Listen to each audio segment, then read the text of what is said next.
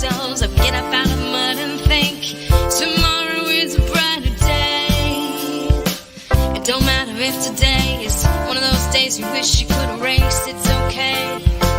We all have those days. Have those days.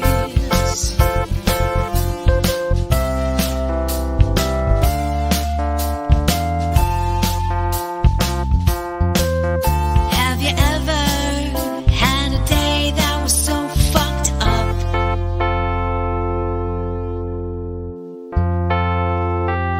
Fucked up. Hey everybody, this is Jennifer Hill and welcome to Shattered Illusions podcast. I just want to give you guys a little bit of an update. I'm sure if you listened to that last song, that song was written when I was having a pretty bad day. And I decided that today would be a great day to play that song and talk about self-care. And I have been having some stuff going on in my life, which has made me have to step back and do some self-care, which is why we have not had the show for a couple of weeks. And I felt that it was important to share that with my audience so that people know that it's okay to take a break and to unplug. And I always want to make sure that I give quality podcasts as opposed to quantity. So I will always make sure that I'm doing a show where I feel prepared and I feel ready for it. So we have changed the name to Shattered Illusions Podcast, and we are also right now looking for another co-host. And tonight we will have a host joining us who is kind of a guest co-host to see how it goes, and his name is Keith. And we also have Lauren Pedersen with us today. Hello, both of you. Hello, everybody. Hi there. Hello, Jen. Hello. And we're going to talk a bit about self-care, and we're also going to talk about the difference between self-care and coping, because there's separate things, when it comes to both of those things. And I think the best thing for us is when we're not talking, just to go on mute, and then we'll come back in. Awesome. So to give you some background information, Lauren is from Pedersen Psychotherapy, and she is an expert on a lot of this information, and I always want to make sure you're well informed. And if we have links to any sort of articles that we think would be good for you, we're going to put them up and they'll go across the screen and you can click on those. And if you have any questions for us, you can definitely write them under wherever you're watching us, and someone will send them over to us and we will answer them as soon as we can. Keith, how are you doing here? I'm doing okay. And yourself? I'm great. We have Keith here so that he can also bring in another perspective. I am myself and I know what I do to cope, and I wanted to speak with another trauma survivor and have them also, be able to tell me what their coping mechanisms are, because everyone's are different. So, and also he's working out with me and seeing, how we fit together in the show. So let's start off with, as you see, the moon made me do it. My shirt says, I don't know if it's backwards. I don't think it's backwards. I think you could read it. So I'm going to just talk a little bit about, for me, what I at least know once a month that I do for myself. And if you look in the background, I have my altar set up. It is the day before the full moon. So I already would be setting up my house a little bit at this point and getting ready for the full moon. But for me, it's a time where I can sit and I can really meditate with myself, light my candles, my incense. Actually, I brought some sage to light for us so that we can sage our podcast with a little bit of self-care. And really think about the things that I don't want to continue doing and the things that I want to gravitate towards and the things I want to go away from, which, if you know anything about the moon, that's why you tend to do different things and ask for different things depending on what the cycle of the moon is. It either pulls it away or pushes it towards you. So this is a little bit of my self-care, which I'm going to then ask Lauren if this is a self-care and how this is considered a self-caring act. So you can give us some information on that as I see. Yeah, you want me to jump in right now? Sure. Okay. So self-care is anything that you do with the intention of calming your body and giving yourself what you need to feel calm and refreshed and grounded and ready to take on tomorrow, right? So there's positive and negative things that people might do that they would consider self-care, but the negative ones are the things that take away the anxiety or the irritability like in the moment, but then can cause problems later on. So anything that could be potentially harmful to yourself or others would be considered a negative coping skill. So I guess you would want to ask yourself, is what I'm doing right now potentially harmful to myself or somebody else?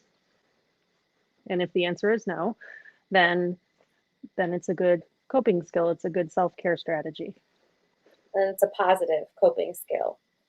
Mm-hmm. So now I'm also thinking about, we have coping skills when it comes to being triggered, especially talking about the fact that this is, a podcast that's dedicated a lot to trauma and to going through domestic violence and different things like that. Is there a difference in coping and when it's and self-care when it comes to being triggered? So the strategies are all the same. I think one of the most important things is that self-care and positive coping strategies look different for everybody. And so it's important that we try to not tell people what to do, rather than invite them to try a whole bunch of different things and see what works for them individually to help to calm the nervous system. Because what happens when you're triggered is that your nervous system becomes activated and you are unable to use the reasoning and executive functioning portions of your brain. And so in order to get your nervous system to calm down so that you can function better, you've got to implement something that you know is going to help you in that moment. So if we're talking about someone who's just starting to do trauma work, and gets triggered incredibly quickly and goes from 0 to 500 incredibly quickly, then we're going to be looking at introducing practices that people are going to do throughout the day in order to get the nervous system to calm down. Sort of like, so I would prescribe doing deep breathing 5 times a day for 3 minutes in order to get the body to start to experience what it's like to be a little bit calmer. And then once there's a little bit more space in between the person and the trigger, then, and you have time to think, you can say, okay, I'm triggered, I need to go for a walk, or I need to sit and pray for a half an hour, or I need to go for a swim. And that would basically doing that repeatedly throughout the day would regulate you in some sort of way so that the next time you were triggered, it wasn't so amplified. Yep. Right. Yep. Yeah. Yep.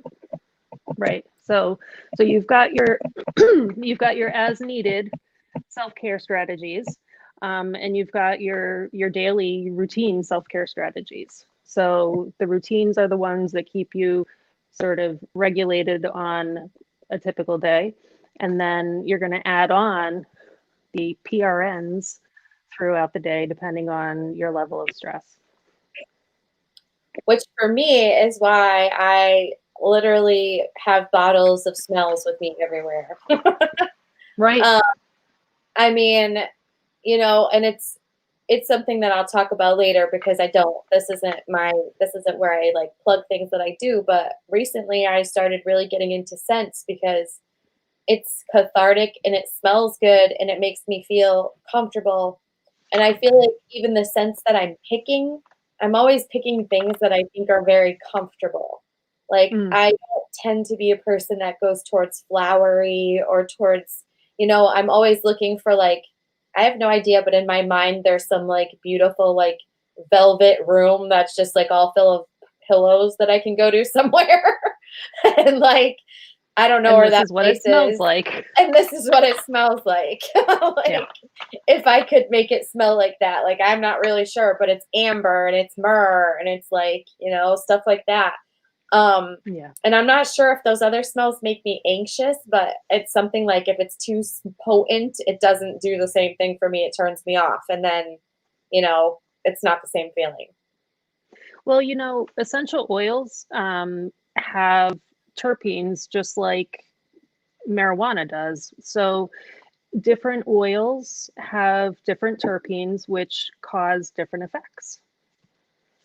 I did not know that. That's pretty cool because Yeah. I know about terpenes only because I have a medical marijuana card and I like to watch Vice. I like to watch that show Bong Appetit where they like make everything out of weed.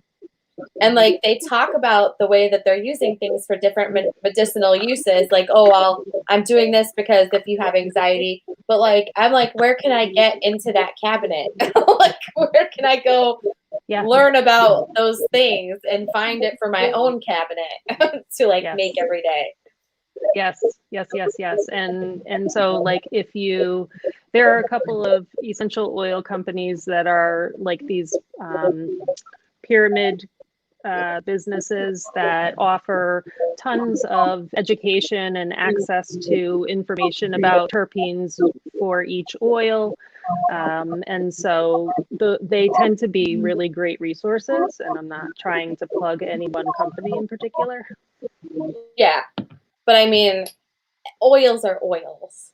So it's one of those things. I mean, yes, there's levels of oils, which I have found out from, what I've been researching lately. But yeah, I mean, if the smell is the smell and it's the oil, then it's the oil. So I agree with that. Although I do like to go to Marshall's and try to find oils a lot cheaper. Right. because that's just how I roll with a lot of things. And like, I was like, oh wow, this is like only $4. But it all depends on the quality too. But I feel like you got to be careful because they put a lot of additives, right? So the $4 bottle of lavender versus the $30 bottle of lavender is the same size, right? It's 15 milliliters, but the $4 bottle of lavender is probably mostly coconut oil. Yeah. Yes. And actually, the funny thing is, that's why I actually chose not even to use coconut oil in my mixing. But that's a talk for another day. So, Keith, why don't you come in here and I will give you some space to talk. I know we lost you for a second there and you're back in. And give us some perspective, on what you do for your self-care. Oh, you have to unmute. There you go. Okay, yes, I'm back. Thanks for... Oh, can you hear me? Yes, we can hear you. Okay, so let me go on the meditation part of it. I know she was talking about dealing with the impulsiveness. So I did a little research and yeah, there are certain parts of the brain that are affected, while you're doing meditation. In the brain, there's gray matter density. This helps with your emotional regulation and your reaction to fights. And, that's a big thing that, the impulsiveness just leads to a lot of fighting. So meditation can self-heal you in this sense. Other stuff is personally, I choose exercise, which is self-healing, and a lot of men will choose this instead of, like, they're kind of timid to use yoga and meditation. I mean, some do, some don't. I know a lot of my personal friends don't. They would rather exercise. So personally, I've been a martial artist for like 5 years here and there. And jiu-jitsu, Wing Chun, Kung Fu. There is, a lot of people just think that this is fighting and violent. It's not. There's a lot of things that you do to prepare you to become a good fighter. And that, there's forms and a lot of different self-healing, kind of like meditation almost, in a sense. Like, I go through my forms before I even practice doing martial arts. A lot of women do cardio kickboxing. There's preparation before that. And, to me, that's self-healing for myself. I do meditation as well. I'll just sit home, listen to Zen music for quite some time if I can, if nobody bothers me in the meantime. But most likely I get a call from someone or something. Like, it's hard to do it when you're interrupted. You got to have that space so that you can meditate and make yourself feel better. Like, it's just important to make yourself feel better when you've been abused or like you've just had a rough day. Like, it's a stress healer for me. I know I get tons of tension in my neck. I'm seeing a massage therapist right now for that. Just, you have to do something and not just stay all balled up and let everything tighten up in your body. Like, you have to take care of your body as well as your mind.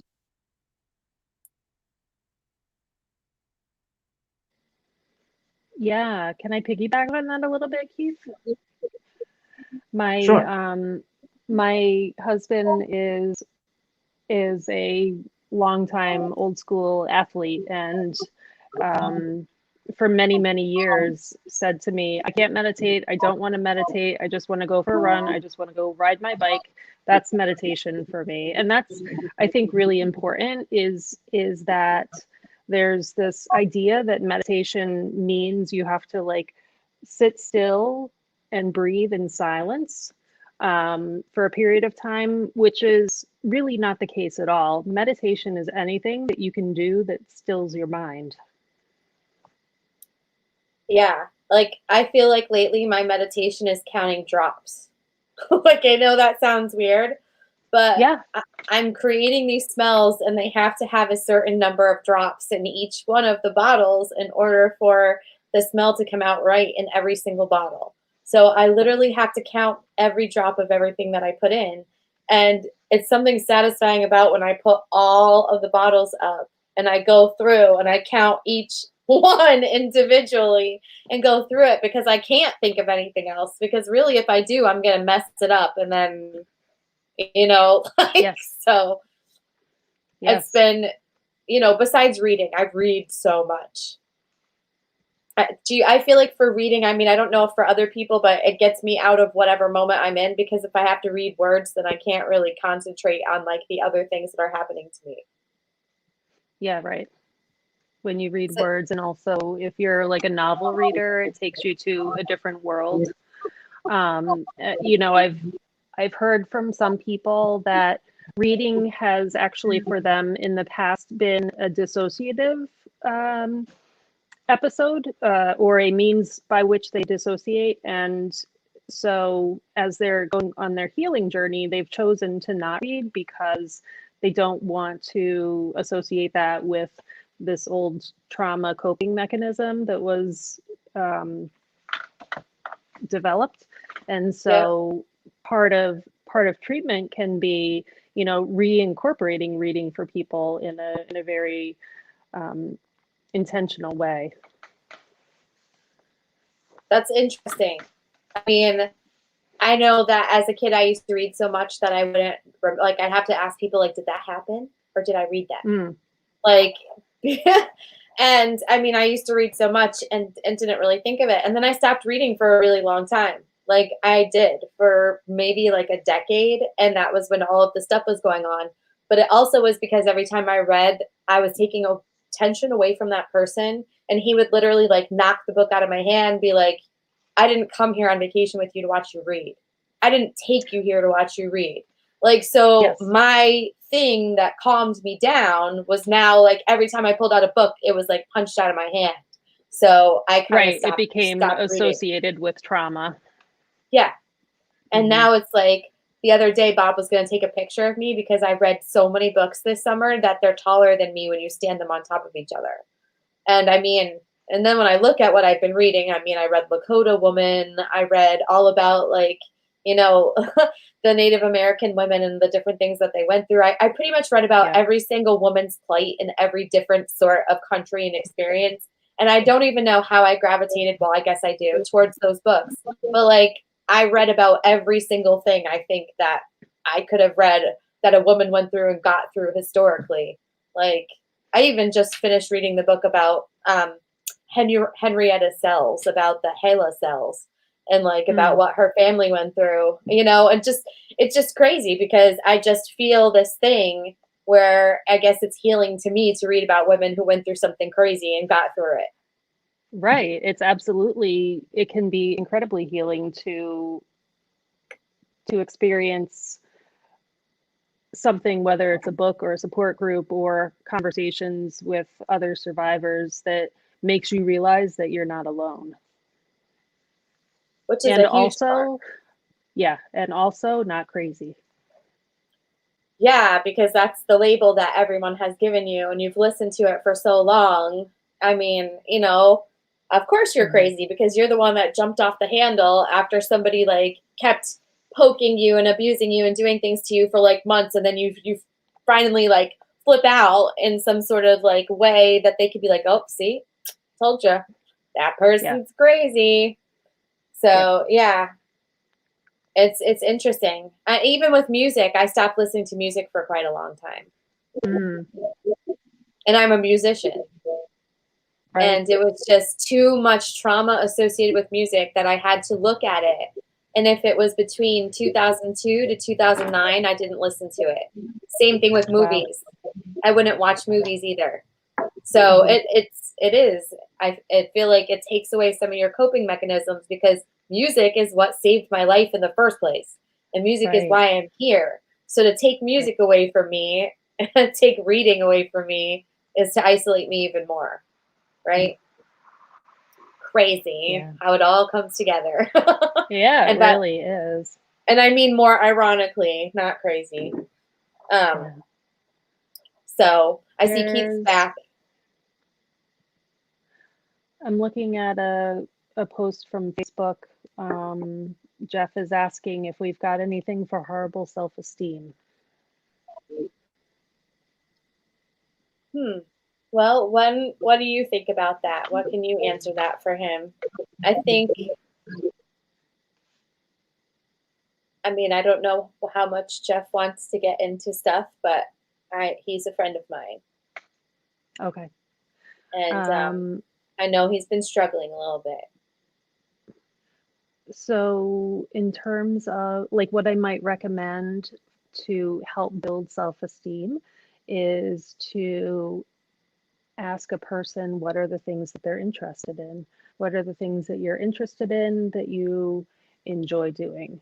And I would say start doing more of those things, and build your confidence in those things and build your skill level in those things, because when you build your confidence and your skill, you start to feel a little bit more happy with yourself. And so if there's really nothing, then I would say to start experimenting with some different hobbies that are sort of low risk for you. So, I mean, maybe watch some YouTube videos and learn how to crochet. Start cycling or strap on a pair of sneakers and go for a walk and take your phone with you and start taking some photographs and sharing your photographs on your social media.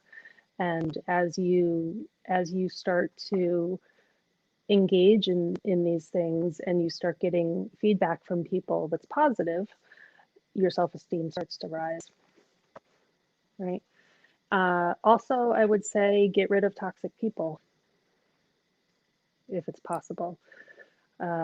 Toxic people are doing their best to keep your self-esteem in the toilet because it helps them to feel better about themselves. I actually have a question for both of you. If you don't mind me interrupting. No. So it's kind of a, you know, we all know once you've been abused, you get nightmares, anxiety, depression, feelings of low self-worth. So I know, I don't know about you two, I know I still have dreams and a lot of my past abusers are in them. So I try to figure out why they still pop up in my dreams, even though I'm still on a path of like healing. Then I question myself why, when I have a good relationship now, do these dreams still occur? And, then I kind of feel weird about having these dreams, so how can I self-heal from that? Because it kind of puts you back in a place you don't want to be once you have these dreams. You're like, why am I still having these dreams after like 3 years? You know what I mean? So I don't know if you guys have any feedback on that.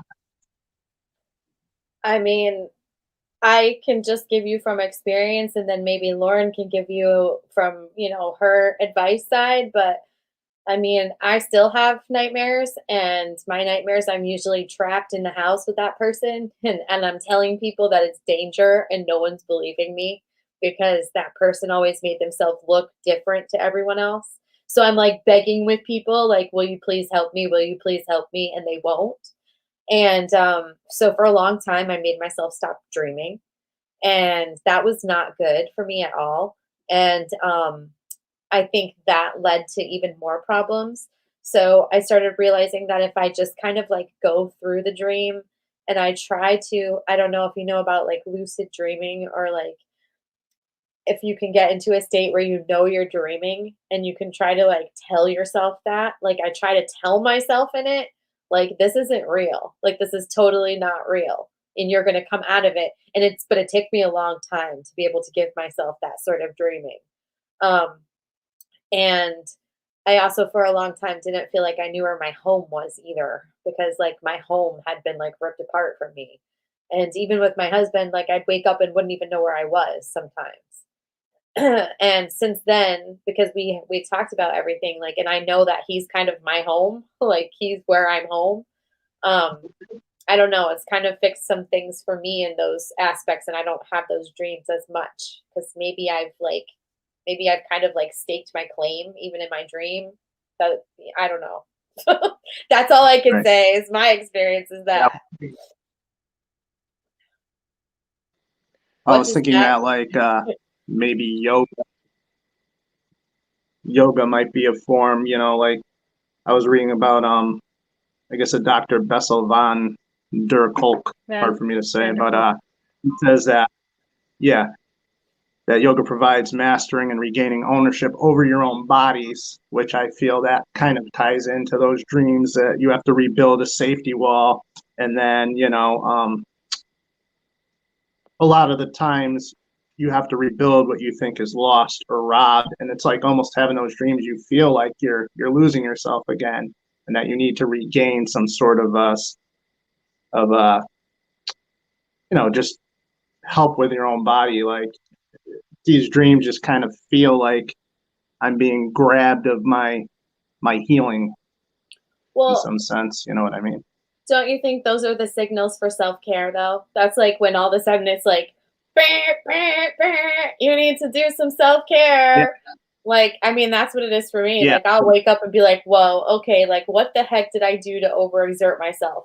Why did I give too many people all of my energy this week? Why did I let this person take advantage of me this week? Why is this going on? And usually it's a red flag telling me to chill out and that I need some self-care. Yeah, it's super important to know about yourself. What are the things that deplete you and what are the things that refill you? Because you can plan ahead a little bit. So it sounds, Keith, by what you described, that you might consider looking into PTSD. You might have PTSD. Some of the symptoms that you described are consistent with PTSD, which is an entirely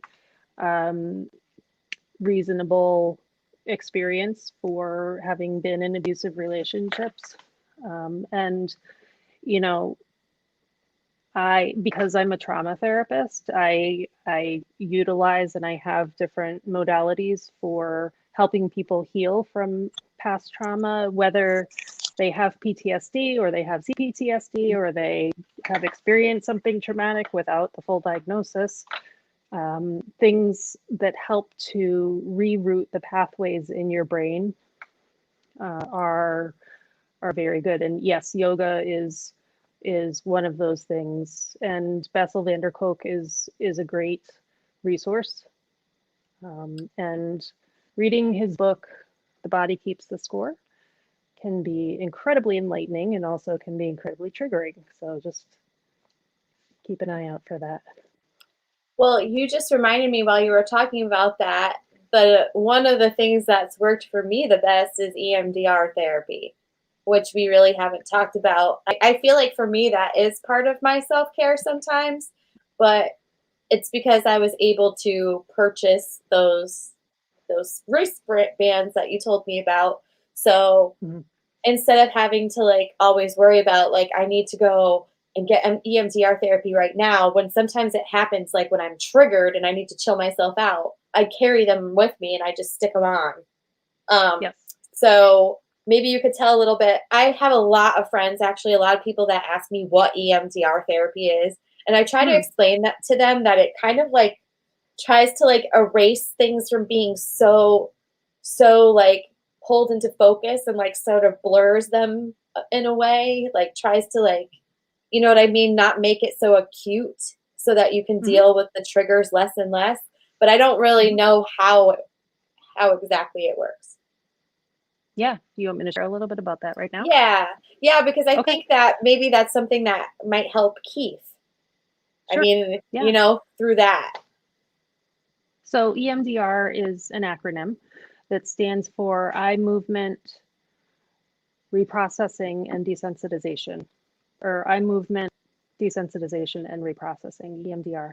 And so when it was first discovered, Francine Shapiro noticed that she felt less activated when she was looking back and forth from left to right, left to right, and thinking about something upsetting. So this is what started her on her journey of researching EMDR. And so despite the fact that the name is eye movement desensitization and reprocessing, any sort of bilateral stimulation does the trick, which is why those wristbands work for you. So they're like almost like little pulses. Yep, and they alternate. Those are made to alternate back and forth. And so when you're doing EMDR therapy, you're activating your visual cortex, you're activating a memory and emotion, you're activating where it is in your body that you feel it. So you're activating a fully sensory laden experience of your trauma or of a memory that, in combination with the bilateral stimulation, actually reroutes neural pathways in your brain or creates new neural pathways in your brain. So you have a memory, and it's not deleting the memory. You have a memory that's got a freeway associated with it to an emotion or a fight, flight, fear response. Fight, flight, flee, fight, flight, freeze. I mean, freeze. I do have TENS unit. So, I mean, I've kind of, like, when I come home, I use that. That actually stimulates different parts of my body. I don't know if it's similar, you know, like I tell a lot of guys at work about that. What is it? I think we missed that part. A TENS unit, you know, it's like the electric shock, you know, you can do tapping, you can do acupuncture, There's Hmm. the particular one I have has many different, stimulating, tapping, cupping. So I Yep. kind of suggest that all the time to a lot of guys at work that suffer from stress and, they're going through a lot of the same things that I am. You can just put them on anywhere on your body and just, Hmm. stimulate wherever, as long as you're not turning it up Yeah. really high, because you can hurt yourself. So I will recommend to start low if you do buy one. Yeah, you're supposed to stay away from your heart as well. You're supposed to stay away from your heart area. Right. Yeah. Yeah, and I would suggest The tens is a good, more affordable. Yeah, go ahead. It's super affordable. What I would suggest that you do when you're using it is use the 2 pads, right? Or 4 pads, and put 2 of them on one side of your body, 2 of them on the other side of your body, so that you can sync it so that they're buzzing in an alternating way. And Okay. that would be just the last little tweak. And as far as sensation, it's a little bit different than what Jen's talking about. The tens are kind of like a very mild Yeah. electric pulse, whereas the wristbands are literally a gentle vibration. Okay. Yeah, and they go in different speeds and stuff depending on, like, it says, depending on what you're going through. But those really helped because during COVID, for the first, we haven't seen each other for a long time, but in the beginning we couldn't see each other at all, and I really needed Emdr therapy, and she suggested those. They were kind of expensive, but I needed to get something to chill me out. So, and now, like, I've driven to New York and been in the middle of like awful traffic where people are literally trying to kill me every second. I pull them out, stick them on, and I'm like, all right. It's like I'm Superwoman. I'm like, now I'm gonna just I can do this. Yeah. I'm like, I will get home. Yeah, right. I Nice. mean, and you have car accident trauma, so Yeah, it's I know. extra. And it's funny because I forget about that because it feels like the other traumas are so big, but I literally went through a windshield and flew out onto the ground. So, like, to me, that's like, I don't feel like it gets much more traumatic when you think of a car accident. So, yeah, when it's slippery out, I notice that I'm like gripping, and I'm like, because that night it was slippery. It was a van. We were only going like 35 miles an hour, and we flipped 3 times. So for me, it's definitely a reminder. So I have to unclench. I have to unclench my face because I always feel my face is clenched and just relax. And being a singer, that's a big thing because I already put my mouth in certain situations like so that I can sing correctly. But then I'm used to always having permagrin when I talk to people, which is like always got my face engaged. Which leads to, with my TMJ and stuff like that. So I'm always trying to remind myself to relax, and those bracelets help me a lot. So that's part of my self-care. They're definitely good self-care. I get a 90-minute massage every month as part of my self-care. Well, and what about the stuff you make, like the rocks and stuff? Yeah, I do a lot with crystals. I do, many of my self-care strategies are in the creative department. So I paint rocks with inspirational things on them.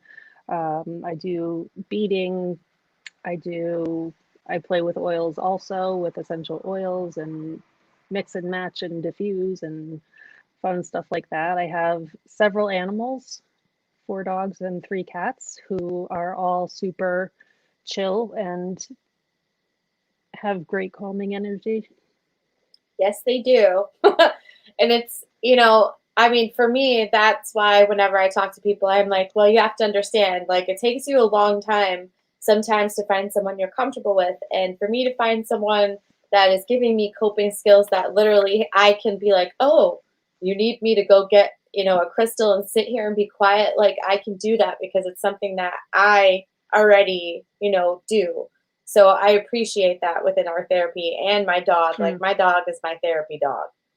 Yes. And, when I'm at a session and your dog is sitting at my feet, it's much more calming than, you know, if you're just sitting by yourself. You've got this nice comfy dog with you. So Yes, there's a absolutely. lot of nice not coping mechanisms, because that's bad, right?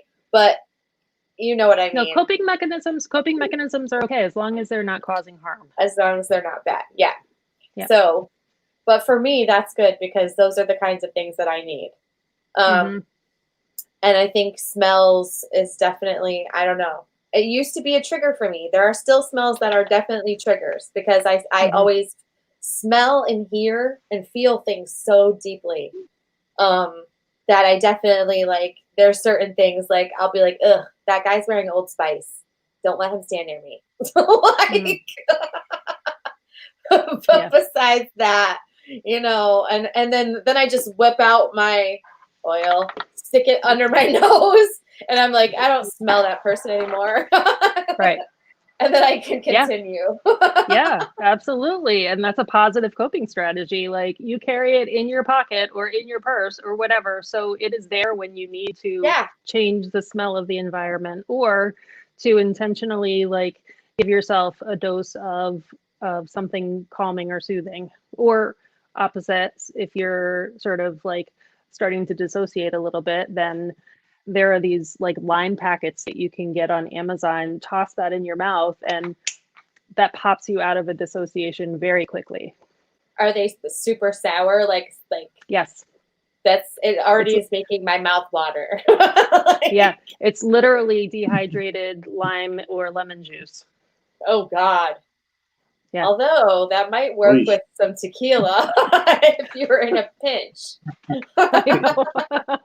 Just put a little Yep. bit right here. Just put it. So I know my go-to is the weekends when you get a free moment. I like to just go for a drive. I know I find myself going for a drive to like just it's more of a like a visual soothing for me, just to see nature. Like I drive to dams, I drive to places that are just like beautiful, you know, to look at.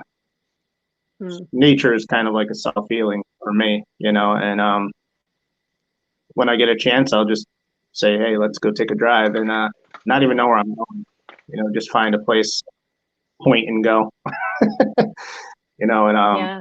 it works for me. Yeah. That's great. I was just telling somebody earlier today, I had a session and I suggested that they take videos of nature in places that they go to that they find serene, so that you have these videos, these 3 to 5 minute video clips saved on your phone that you can then use to view, to help to calm you down, to calm your nervous system down. It takes you back to that moment of serenity. Awesome. Yeah. Yeah, and I also like on you know, like Alexa or Siri, whatever you have on your TV, that you can actually just ask her for cricket noises or waves, you know, and like that will Yeah. just come up, Zen music, anything like that. So you can just pretty much stream nature. Like Yes. right now, I can hear crickets outside, and it's kind of soothing to me. Yeah. I feel like I hear them too, but I don't think so. They're not in my backyard right now. It's probably just coming through the airways for me. I was going to say they're pretty loud around here, so you could You be know, it's picking it up certain, from my mic. Yeah.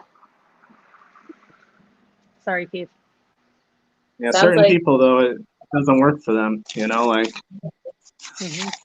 I mean, crickets kind of freak people out sometimes too. Just you know, you have to find your sound that soothes yourself. Yeah, right. Exactly. And like I said earlier, self-soothing and self-care looks different for everybody. And you know, there are some gurus of spiritual healing who will say you have to do exactly this, exactly this, exactly this. And that's just simply not the case, because everybody's bodies are different. Everybody has had different experiences in their lives, and some things are soothing or calming, while other things absolutely are not. oh yeah, definitely. I'm definitely not a quiet meditation person. My brain goes too much. So I have to do something like count drops or like, I don't know, bead. I like to bead. I like to do the Yeah. same kind of stuff that you like to do. I like to wire wrap and just stuff that I have to pay attention to so that I don't mess it up kind of thing. I like to do macrame, but then I have to count how many things that I did if I want to do a certain pattern. So it's weird. Counting comes in with a lot because then I can't think of anything else. So it's interesting that you say that, Jen, because counting is actually rhythmic. And anything that's rhythmic is soothing because it helps us to connect with our hearts, which are rhythmic, and also the experience in utero is incredibly rhythmic. Oh yeah, that's true. I mean, you're hearing a heartbeat all time, like all the time. Yep. That's interesting. Well, I think that we should wrap it up. We're getting close to 9 o'clock, and I don't see any more questions. But if anybody has anything else, left to talk about, I just think that everyone should know and get from this that, like we've said, self-care looks different for everyone. And as long as you're not doing something that's harming yourself or others, it is a self-caring or coping sort of practice for yourself. And that it doesn't really matter what it is that you like to do. And if you don't want to do things alone, you can like look up groups and stuff and things on Facebook. Like I know some people like to go and you can't find out where anything is. You have to like learn coordinates, but you can go and like look at haunted houses in the woods. You could take pictures of abandoned places, and you can find people, that you could connect with that know nothing about the rest of your life, which I think also makes it a lot easier, to just get out, play Frisbee golf with someone, do something, put yourself out of your comfort zone if you can, if that's okay for you. Because I find when I hang out with someone who knows nothing about the rest of my life and we're just focusing on a task, and we have a lot of fun together because there's none of that like extra stuff I have to worry about. So for me, that's another thing is going out and meeting new people is self-care for me as well. So that's my take on it for tonight. And I hope that some people got some good information.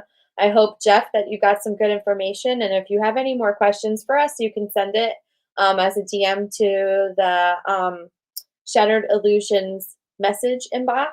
And we will continue to answer questions like as we come back on. So if there's something you want to know about, we'll address it in the next show.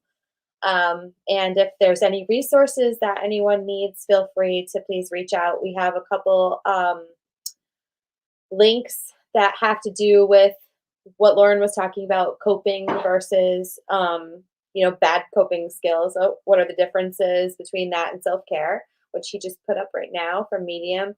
And we put some up for 50 simple self-care ideas for a bad day, and also put up men's health, permission to take care of yourselves, permission to self-care. Unfortunately, we've lived in a very a society where to be a man is to not show any emotion, and that's not really self-care. So give yourself permission. And that's definitely. That's our podcast for today. Thanks so much for having me.